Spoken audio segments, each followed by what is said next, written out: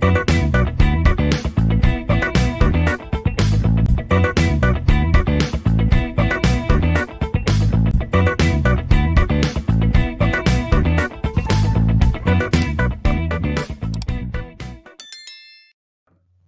this session, let us understand the role of network design in the supply chain.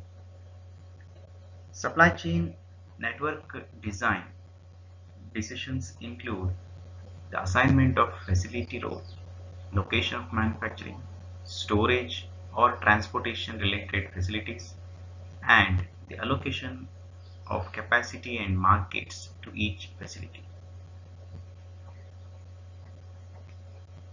Supply chain network design decisions can be classified as facility role. What role should each facility play? And what processes are performed at each facility? Facility location, where should the facility be located? Capacity allocation, how much capacity should be allocated to each facility? And market and supply allocation, what markets should each facility serve? Which supply source should feed each facility?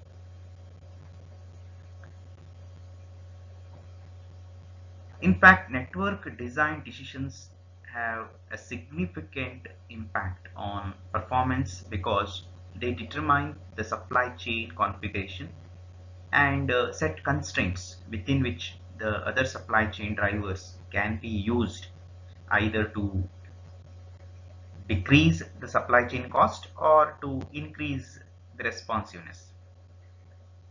All network design decisions affect each other and must be made taking this fact into consideration. Decisions concerning the role of each facility are significant because they determine the amount of flexibility the supply chain has in changing the way it meets the demand. For example, Toyota has a plant located worldwide in each market that it serves. Before 1997, each plant was capable of serving only its local market. This actually hurt Toyota when the Asian economy went into a recession in 1990s. The local plants in Asia had idle capacity that could not be used to serve other markets that were experiencing excess demand. Toyota has added flexibility to each plant to be able to serve markets other than the local one. This additional flexibility helps Toyota deal more effectively when with changing global market conditions. It is in line with this revised strategy that Toyota plant in India, Toyota Kirloskar Motor Limited, is now manufacturing transmission units to meet the requirements for uh, international innovative multipurpose vehicle platform. Uh, Vehicles manufactured in 9 different countries. So facility location decisions have a long-term impact on the supply chain's performance because it is very expensive to shut down a facility or move it to a different location. A good location decision can help supply chain be responsive while keeping its cost low.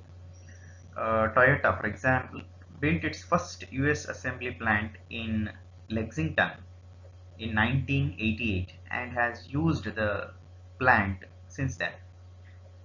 The Lexington plant proved very profitable for Toyota when the yen strengthened, the currency yen strengthened, and cars produced in Japan were too expensive to be cost competitive with cars produced in United States. The Lexington plant allowed Toyota to be responsive to the US market while keeping the costs low. In contrast, A poorly located facility makes it very difficult for a supply chain to perform close to the efficient frontier. For example, Amazon.com.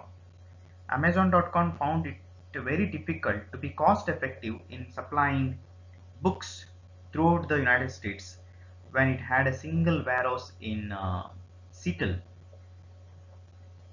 As a result, the company has added warehouses in other parts of the United States. Capacity allocation decisions also have a significant impact on supply chain performance, whereas capacity allocation can be altered more easily than allocation. Capacity decisions do tend to stay in place for several years. Allocating too much capacity to a location results in poor utilization, and as a result, higher costs will be there. Allocating too little capacity results in poor responsiveness if demand is not satisfied, or high cost if demand is filled from distant facility. The allocation of supply sources and markets to facilitate has a significant impact on the performance because it affects total production, inventory, and transportation costs incurred by the supply chain to satisfy customer demands. The decision should be reconsidered on a regular basis so that the allocation can be changed as market condition or plant capacities change. Of course, the allocation of markets and supply sources can only be changed if the facility are flexible enough to serve different markets and receive supply from different sources. As I said, Amazon.com has built new warehouses and changed the markets supplied by each warehouse as its customer base has grown. As a result, it has lowered the costs and improved responsiveness.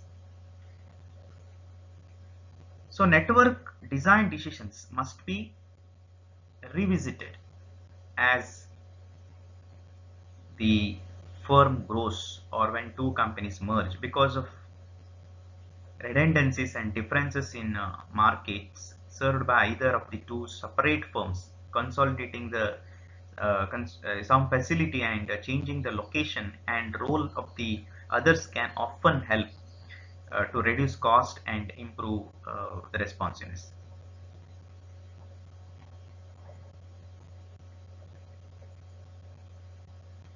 We can see how this entire supply chain decisions will affect the overall performance of the company, and we can focus on developing a framework as well as methodologies that can be used for network design in a supply chain.